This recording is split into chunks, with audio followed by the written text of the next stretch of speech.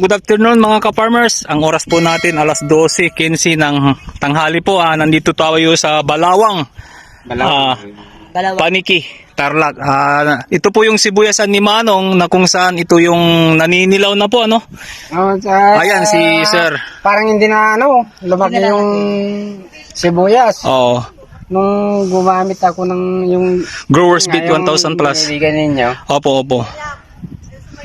2 beses pa lang ito. Na na-sprayan. Oo. So, Ang pagkaano ko kasi ito na parang namimitak yung mga dahon po. oo na talagang lumaki. Oo. So, anong masasabi mo sa Growers Beat 1000? Napaganda ba sa sibuyas? 100%. So, ayan mga ka-farmers, narinig nyo po. Ang problema nila dito sa sibuyasan ngayon, napupunggos siya, naninilaw at yun, wala na po silang magagawa kundi hihintay na lang na mamatay at nagpapasalamat si Manong. Anong pangalan mo, Manong? Emilio po.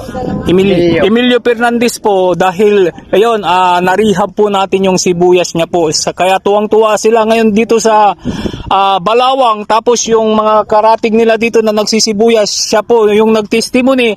Ayan po, nagsikukuhanan na sila ngayon dito sa Balawang. Talagang wala na, parang hindi na lumaki nung nag-spray ako ng Growers Beat. Opo. Foliar namin. foliar na binibigyan ninyo. Ito. Tingnan nyo po mga ka-farmers. Ito, parang nagsara-sarado na nung nag-spray ako, tingnan ninyo. Ayun. Yan po. Ibig sabihin, wala na to. Wala na, parang wala na. Wala nang pero nung dalawang beses na sprayan po, ayan po. Nabuhay po siya. Kada 1 week lang yun. Nagkalaman po siya. Weekly interval po ang pag-i-spray at saka yun po mga ka-farmers, wala pong problema kahit kunting tubig lang po. Dahil ang foliar fertilizer hindi na po niya kailangan ng maraming tubig po. Ito po, katibayan po dito. Narinig niyo na po si Sir. Yung sinabi niya. Wala na to talaga. Nag-spray ako. Wala na daw talaga kapag-asa. Kumbaga. Hindi talaga yung pinagbago. Ayan po mga ka-farmers, narinig niyo po mga taga Balawang, taga dito sa Paniki, Mungkada, mga nagsisibuyas. Ito na po, narinig nyo na po, nagpapatuto po. Tutulungan namin kayo sa inyong mga problema sa sibuyasan. Nakakawa yung iba po dahil yun, napupunggos po. Yan, 3 beses nagtayo. Nandito po si Growers Beat 1000 plus. Mga ka-farmers, tutulungan namin kayo. Mag-subscribe po kayo sa aming sa aming YouTube channel at saka Facebook page. Yan, Goldland Growers Beat 1000 plus. Ayan po mga farmers. Minsan na naparutan pa yan. So ayan ikot tayo ng saglit. Napunutan na yan. Yung malalaki. Ay, ayan po mga ka-farmers.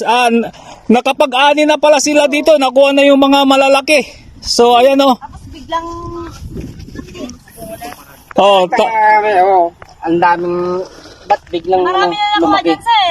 ayan, marami, narinig nyo po, marami na daw pong naani dito. Pero ayan Parehas na yung nakakatuwa naman. Salamat sa Growers Beat. At mayroon yung tao na talagang pinush niya po yung Growers Beat 1000 plus para matulungan lahat ng mapa-farmers. Ibig sabihin po, hindi lang po sibuyas, lahat ng ori ng mga pananim po. Si Growers Beat po ang kasagutan po natin mga ka-farmers. Ano pang hinihintay natin? Maraming salamat Panginoon. To God be the glory.